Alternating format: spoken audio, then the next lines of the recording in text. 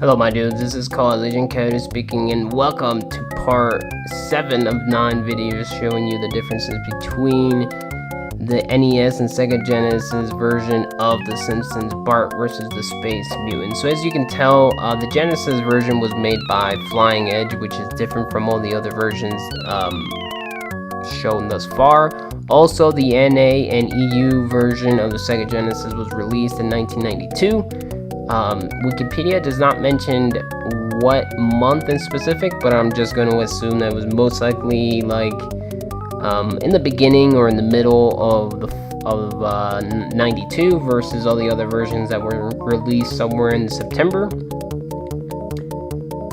So far everything looks the same, it's just a lot more colorful.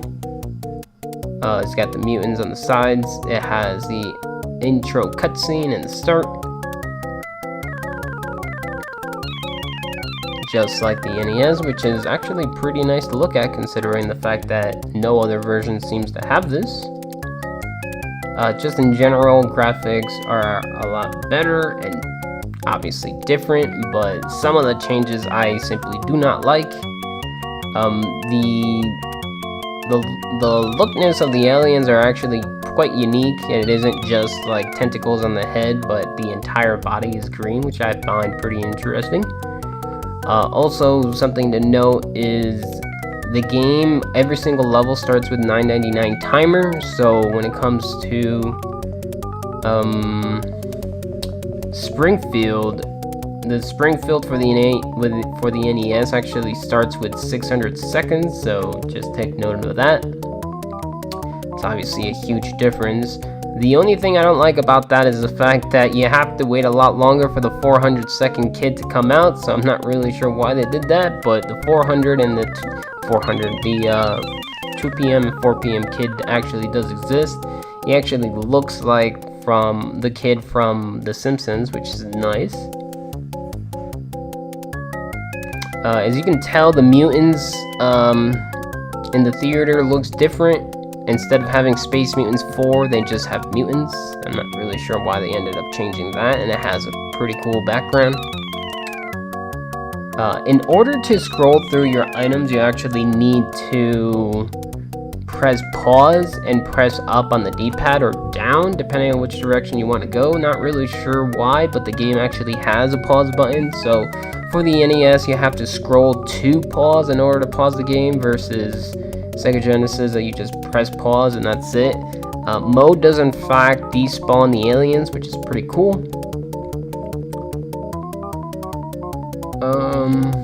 Whenever you have a spray can, it actually runs out faster. So if you do end up picking up all the goals, you can't run and hold the spray can button down because the thing will just end up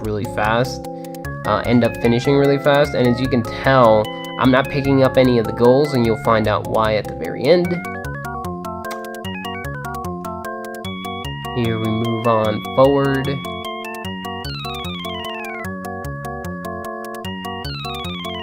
So there is the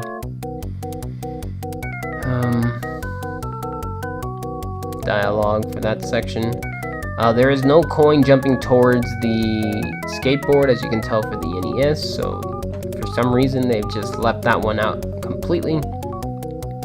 The kid looks different, and he does not look like the kid from The Simpsons, but, you know. Moving past Bolorama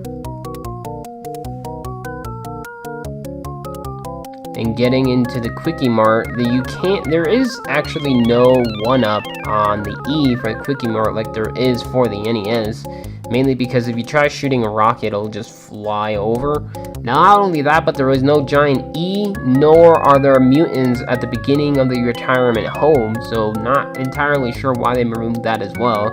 Also, the key takes you to the right side of Moe's place instead of at Moe's. Using the whistle on Grandpa, he just looks kind of beat up, but is in the same location. No dog that appears using the whistle, which is strange. And this is the reason why you don't need to pick up any of the goals because you can actually go right through the invisible wall in order to get to the boss. And I ended up playing Sega Genesis first and then Amiga of Bart versus the Space Mutants, and I accidentally found the going through the invisible wall on the Amiga, and I ended up going back into Sega Genesis to see if it actually ended up working, and it did. So I found that super interesting because when I was first running the game, I got an 1818, and then when I found that the invisible wall you didn't have to pick up any of the goals, I actually got the game down to a 1510, which is way lower than the NES at 1555, so that's pretty freaking interesting if you ask me. The mall starts with 700 seconds, coin in the first trash can, enemy locations are slightly different. There, as you can tell, one of the aliens is there instead of 3 pillows, which is different. Not really sure why they ended up changing some of the enemies versus others. Hat location sections are different. Moving forward, I actually do not like how the mall looks like. It's way too bright. Like there's supposed to be a pillow between the 2 aliens, but there isn't. But anyways, like the mall just looks way too different. It looks like you're outside in the forest for some reason. It's just way too bright. So when you go up the escalator, it actually slows you down, so you need to jump in order to get your speed back up. And also, the secret room for the mall does exist, but you actually need to press down an A for the transition to actually happen.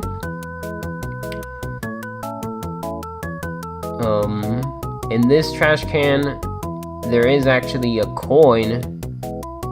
I believe I missed showing it to you, but in the second trash can, there is a coin.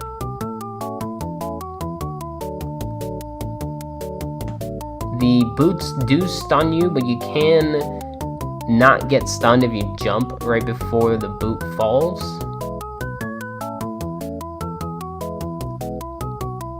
There is a hat in that second trash can, but there is no coin location. And you can actually respawn the boot back up. I'll see if I can actually show that to you when it dies. So if you die and then go left and then go back right, you'll see the boot shoot back up, which is kind of funny. There are more wands in this level in the wizard section of the mall. As you can tell, no 1-up inside of the trash can, so you might as well just keep on running. The location of the Jebediah head is actually different.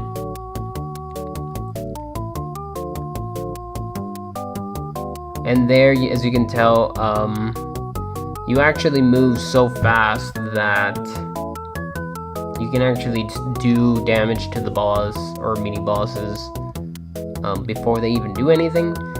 When it comes to the boss itself, this boss actually takes 8 shots to kill instead of 5. Oh, so I'm trying to say everything as things happen, but this version is just so much faster than the NES, so as you can tell, I actually end up speeding things up just to try and be sync with the Sega Genesis.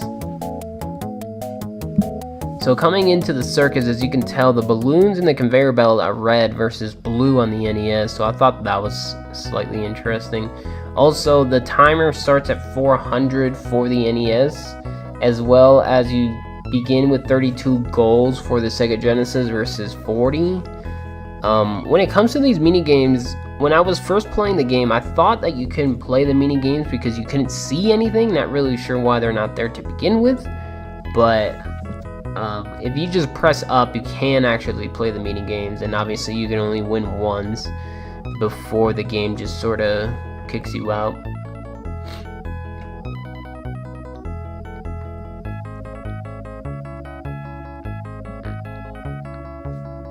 And the balloon mini game does count towards your goals, but because you can just jump over the invisible walls, there's really no point on doing that.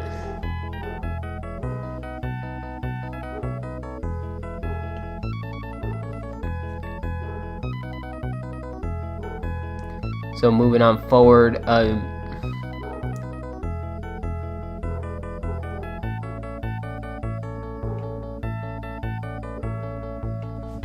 so right here, when you shoot up, there is no unique bird enemy, and not only that, but when you win, the Jebediah head is in a different location than the one for the NES.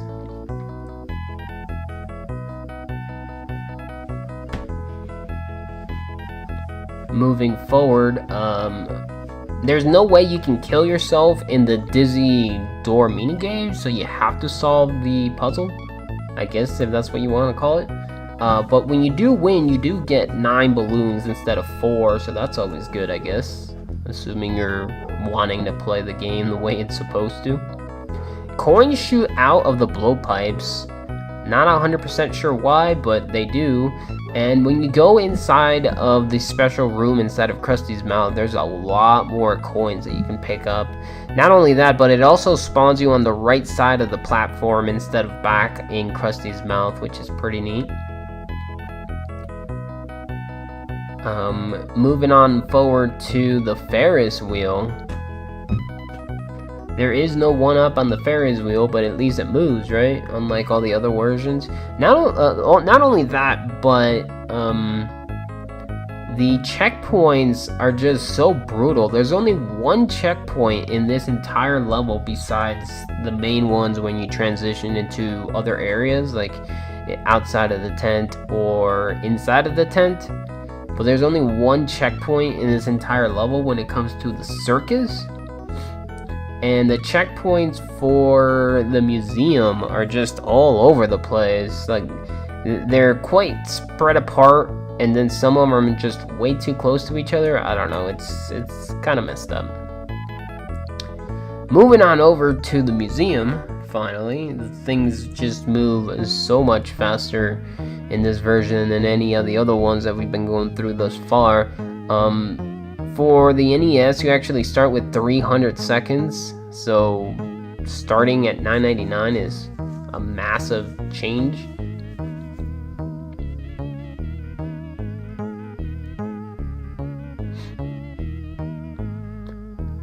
Moving forward.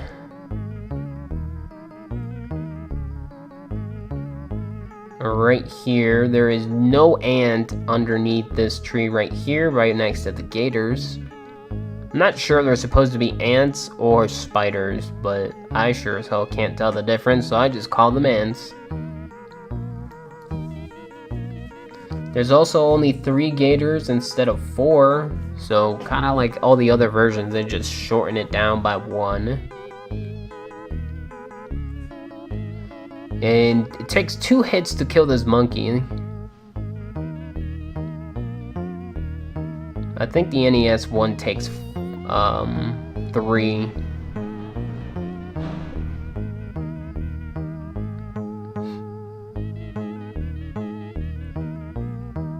So here you can actually get past the boss, or you can get to the boss before the boss even does anything and pretty much instant kill him.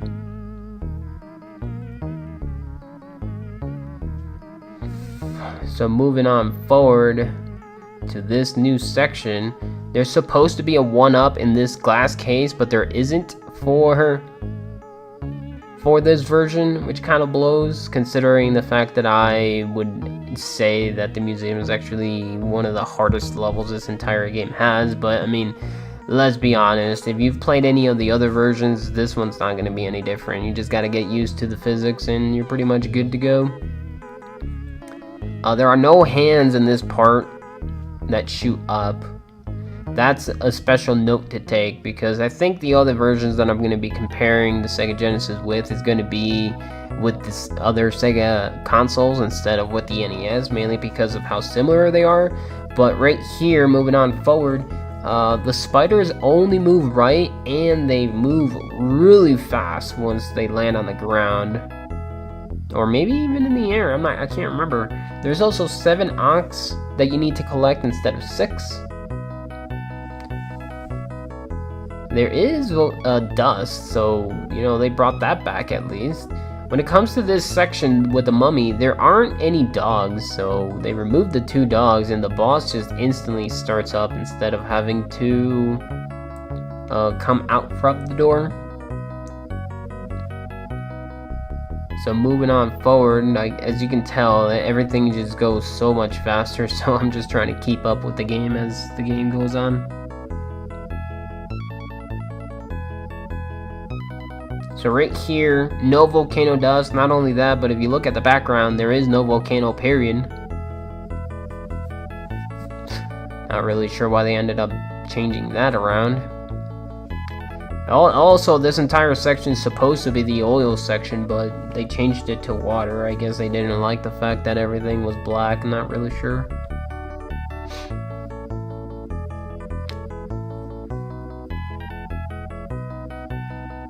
So the dinosaur mini boss, you can actually stay on top of its head if you just hold right, but I couldn't actually get that to work. So as you can tell, you hit the boss and he just like shoots you over to the left. So if you definitely don't want to be in danger, just make sure that you don't end up pressing right anything on the D-pad and you'll be fine. There is the invisible wall, so no need to collect any of the golds. There's Homer, him and his little smiley face. When it comes to the final nuclear plant, some of the mutant locations are slightly different. Maggie always appears in door 4, so there is no RNG when it comes to that. And Marge always appears and / instantly takes your rods, so you won't see her go into the basement like you would in the NES. You just see her grab and then it already counts towards your goals. So obviously when it comes to goals, you have to do you have to pick up everything in the nuclear plant, since it's the only one where it'll trigger the final cutscene.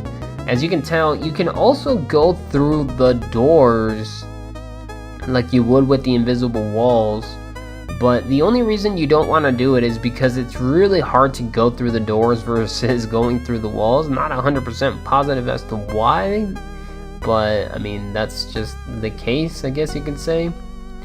The only location where Marge does not appear would be on floor 4, but because of the instant grabs, it doesn't really affect you, unlike the NES where you have to either go into the basement or hope that Marge appears somewhere.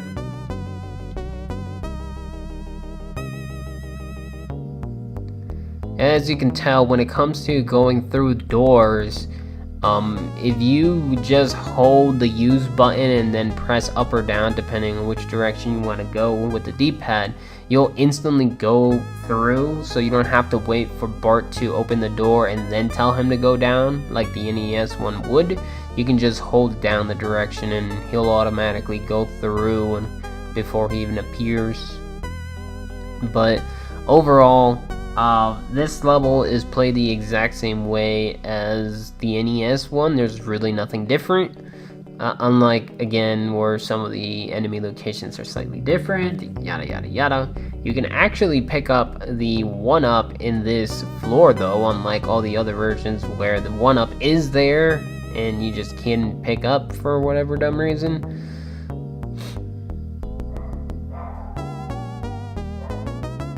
But other than that, not much more to say. I just hope you enjoyed the video. If I ended up missing explaining something that the Sega Genesis had over the NES, again, I just find the game in general like super interesting over the fact that how much they ended up changing over the original. Obviously the graphics are just way better. Like in this version, when it comes to the nuclear plant, it actually looks really nice. Although I'm more in favor of just the more NES, I guess you can say, classic look. I don't know, it just looks a lot cleaner, I guess you can say. Not really sure, maybe I'm just biased over the fact that I enjoy the NES one a lot more than the Sega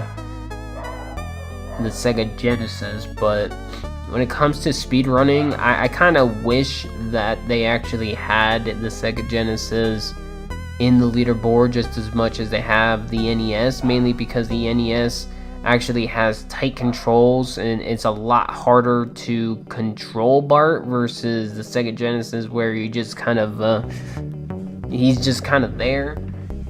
It's pretty easy to control Bart after playing for, you know, a couple hours or somewhat.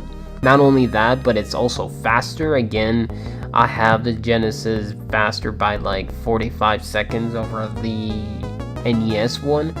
And obviously you don't have to pick up any of the goals. So I don't know, like in general, I would say the Genesis is actually better to speedrun than the NES, but obviously I would much prefer the original over any other version.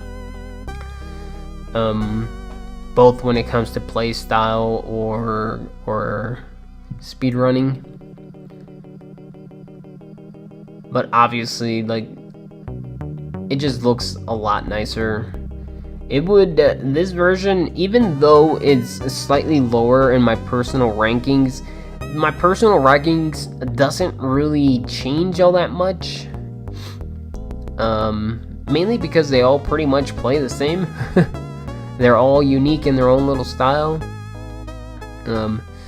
Pretty much the only reason the rankings would even exist is because, again, there's just so many different versions to play, and the Commodore 61 is by far the worst one that you can play. I just simply did not like that version whatsoever. It's super interesting to play, of course, but that's pretty much it. So I don't really have much more to say. This video is definitely going to be one of the shorter ones out of them all, mainly because, probably because of how fast the Genesis one plays, but I'll most likely end up comparing the Sega Master System with the Sega Genesis, because again, they definitely look alike the most, and just so you can see the difference between one and the other, because there are quite a few number of changes between the Master System and the Genesis for obvious reasons, but overall actually they look pretty similar when it comes to graphic style, just because I'm assuming the Master System was just a lot more powerful than the NES, but that's the one that I'll be doing next. 2 more versions to go after this Genesis one. Hope you guys have been enjoying everything thus far. I'm not sure if I'm just being a little bit lazy or not when it comes to comparing everything, but you know, I'm doing my best. This one just so happened to go the fastest versus any other version. But you know, collecting the last 4 power rods before we finally see what the ending looks like. So here, as you can tell, the Genesis does not look anything like what I would compare the NES Bart vs. Space Mutants to look like when it comes to looking so similar to Ghoul School. In case you've never seen that, I've actually made a tutorial of how to speedrun the game, but just in general, if you watch the speedrun, the NES just looks a lot like that, where instead of just being in a school, you're in a nuclear plant. That's pretty much it, but the Genesis actually makes everything look different. But here we go. Maggie actually ends up being the one to activate the final cutscene. Not only that, but the entire family is inside of the elevator versus the NES, where it's just Bart and Maggie. And then here comes the final cutscene. Slightly different, but pretty much as it says the exact same thing.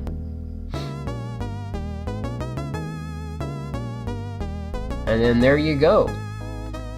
If you pay attention to Homer, he kind of looks like he wants to choke out Marge. Not really sure why they drew him that way. And not only that, but obviously they brought back all of the heads, which is really nice. They have not done that with any other version, so it's super nice to see. I can't remember what the last two versions, Game Gear and Master System, are, but we'll find out together, because those are the last two. Both the Sega Game Gear and the Sega Master Systems are the final ones out of all 9. Really cannot wait to start on the last two. I hope you guys can't wait just as much as I to see what the final changes are. But with that, I'll be releasing the Master System sometime next week. Hope you guys enjoyed, and see you on the next one. Peace out.